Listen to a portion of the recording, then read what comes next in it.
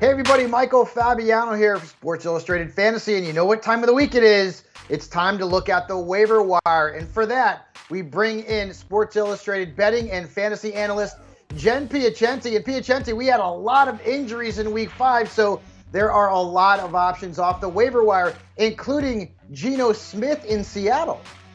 Yeah, it's crazy. I mean, Russ is usually so reliable, but inevitably these things do happen. So Geno Smith is the guy you want to get. He went 10 for 17 for 131 yards and a touchdown when he came in late in Thursday's game. He's a 30-year-old veteran. He knows the system. He's got great weapons, and he looked pretty sharp considering he hasn't played more than 66 of the offensive snaps since 2014. I also want to mention, if you're coming up on bye weeks, you may want to take a look at Taylor Heinicke, who, though he did have his league worst game of the year, completing only 49% of his passes and 0 touchdowns.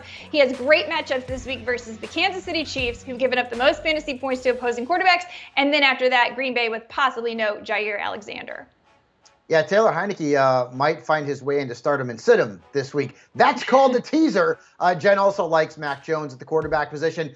Let's move on to running backs, where we saw several major injuries over this weekend, including Clyde Edwards-Helaire, and you like Darrel Williams.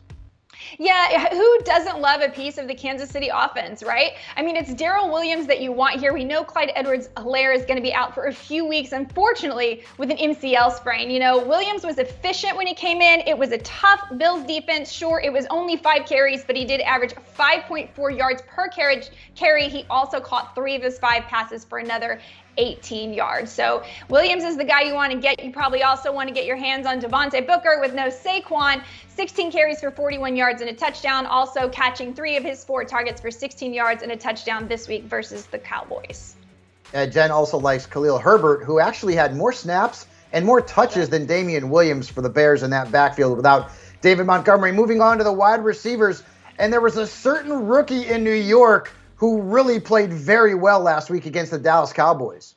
He sure did, and he made the waiver wire article last week, and unfortunately this week you're going to have to spend a little bit more of your fab because this was a true breakout game. 10 catches for 189 yards. Guys showed he was a total playmaker. He's a yards after catch monster, and it didn't matter that it was Mike Glennon at quarterback. He was still making plays. So KADARIUS Toney is the guy you want to target here. Now he is dealing with a bit of an ankle injury, so keep tabs on that. Slayton and Shepard could come back, but Toney is a talent that you don't want to leave on the waiver wire. And one more thing I want to mention, you want to be sneaky. Sometimes it's sneaky to pick up a guy during their bye week because everybody else is worrying about plugging holes. Look at Marquez Callaway. 2 touchdown game last week. He's had 3 fantasy productive games in a row.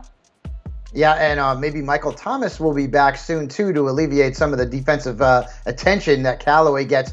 Jen also likes Amon-Ra St. Brown from the Detroit Lions.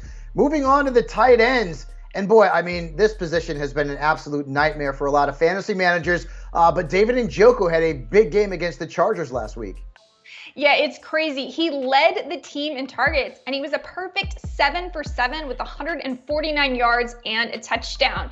So he's still being outsnapped by Odell Beckham Jr. on a game basis, but he is way up there in importance on the team. Now, last week, Hooper played more snaps. So, you know, this is still a week-to-week boomer bust play, but the tight ends are important in the system. My main issue is I don't know how exciting any receiver is that plays with Baker Mayfield. So be aware this is kind of a week-to-week play that may pop off and may not. And also you may want to take a look at Dan Arnold in Jacksonville. I know that sounds weird, but if you recall the first week, James O'Shaughnessy saw 8 targets. Well, Dan Arnold just stepped into that spot this week. 8 targets, matched the high, turned it into a 64 yards on 6 catches, played the same amount of snaps as Laviska Shenault. Could be sneaky.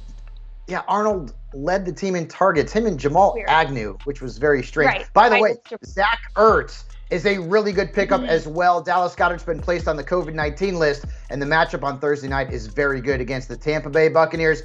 Great stuff as always, Jen, and make sure you go to si.com/fantasy to check out the rest of Jen's waiver wire column. And be sure to also check out Sports Illustrated's YouTube channel, where you can find more videos, including a lot of fantasy advice, the waiver wire, start 'em and sit 'em, and so much more.